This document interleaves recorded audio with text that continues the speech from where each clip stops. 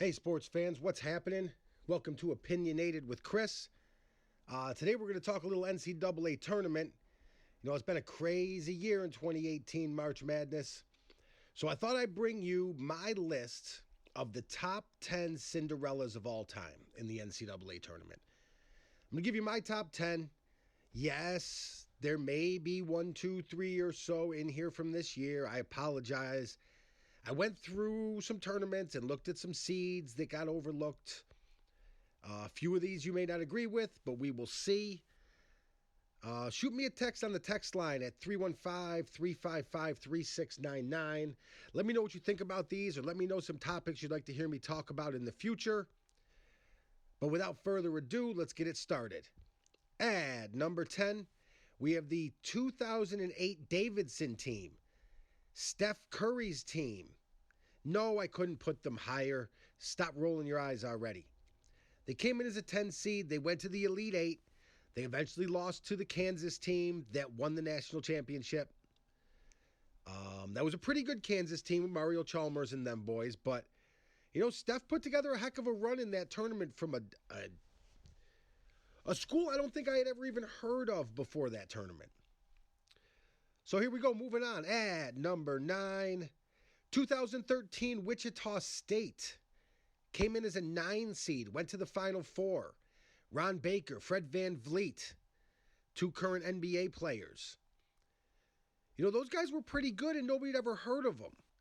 I mean, Wichita State was, a team that maybe was a team you've seen in the tournament or heard of, but not somebody you thought was going to make a Final Four run. They were fun to watch, that team. All right, here we go. Moving on. At number 8, 2006, George Mason. Came in as an 11 seed, went to the Final Four. But it's not just that they came in as 11 and went to the Final Four, because that's actually happened a few times. But along the way, they didn't get an easy path. They had to beat Michigan State, North Carolina, and UConn on the road to the Final Four. That's impressive.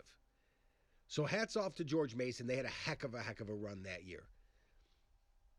At number 7, moving on, we have the 2018 University of Maryland, Baltimore County, UMBC. First 16 seed to ever knock off a 1 seed. Some of you are going to yell at me. Actually, you're going to split it right down the middle. Some of you are going to be mad that I didn't rank them higher than 7, and some of you are going to be mad that I even put them on the list to begin with because other teams made farther runs. But you're a 16 seed, you knock off a 1 seed, guess what? You're going on the list. So there they are at number 7, UMBC. Let's go Retrievers. Moving on to number 6. We have the 2011 VCU team. Another 11 seed that went to the Final Four. This was Shaka Smart, I believe, his second time in the tournament with VCU. Because if I'm not mistaken, in 2010, they beat Duke on an Eric Maynard jump shot from the elbow. 2011, they took that same team and he went to the Final Four. Correct me if I'm wrong. Shoot me a text on the text line if I'm mistaken about this. But yeah, they were an 11 seed, went to the Final Four. 2011 VCU. Right below them, number 5, bringing it in, 2011 Butler. All right, calm down, people. Calm down. Butler was an 8 seed that year. Went to the championship game and lost to Duke. But didn't get blown out. For those of you that remember that game, Gordon Hayward had a look at the basket to win it. They were down 2. He heaved up. Yeah, it was just inside a half court. Hit the rim. Had a shot to go in. He gave it a chance. So 2011, Butler, 8 seed going to the championship game. Gordon Hayward, baby. Moving on. I have the 1985 Villanova team. Came in as an 8 seed, won the championship. Still the highest seed to ever win a championship. Although that could be beat this year. There is an 11 seed in the Final Four again. Who knows what can happen. Nova came in as an 8 and won the chip against Georgetown, a Patrick Ewing, John Thompson Georgetown team that just came off of a championship. This was supposed to be a gimme. But Raleigh Massimino, boy, he put together a heck of a game plan. I think Villanova shot something like 76 or 77% from the field that game. It was sick. Moving on to number 3, the 2018 Loyola Chicago Ramblers. All right, Ramblers, let's get rambling. This team's impressive. Yes, they had to get up that high. Yes, there were other 11 seeds that I put lower than them. But you know what? I don't think any of them were as fun to watch as this one. George Mason, yes, okay. But this Loyola Chicago team is just fun. So I put them at number 3. Moving on, number 2 on my all-time list of Cinderella stories.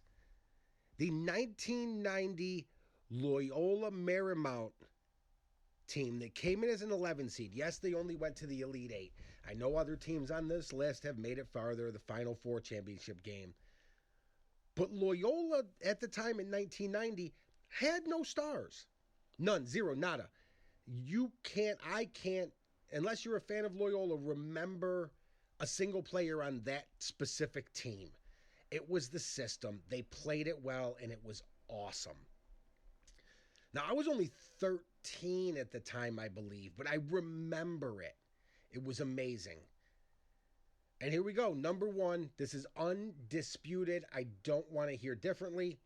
Number 1 on the all-time Cinderella team, the 1983 North Carolina State team. Came in as a 6th seed, won the championship. This is Jimmy V, baby. Jim Valvano. Don't give up. Don't ever give up. They had no right being there. Like, that was just an amazing, amazing, amazing thing. Now, mind you, I was too young to have watched the game. I'm 40 now. But I've seen replays. I've watched highlights of the game. And just NC State with the championship there. Jimmy V, amazing coaching job. So that's it, guys. That's my top 10. Davidson, Wichita State, George Mason. VCU, Butler, Nova. Loyola, Chicago. Loyola, Marymount, NC State.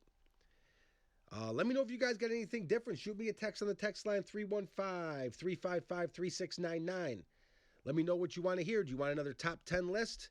Do you want me to talk about something else? I'll be back later on this week. We're going to talk a little NBA basketball. It's coming to the end of the regular season now. Playoff seedings are getting set.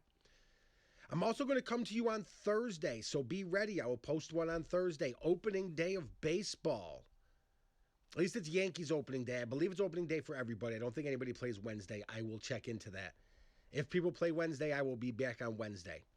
I'll be here for opening day, guys, and I will see you guys next weekend. Again, this was Chris from Opinionated Sports.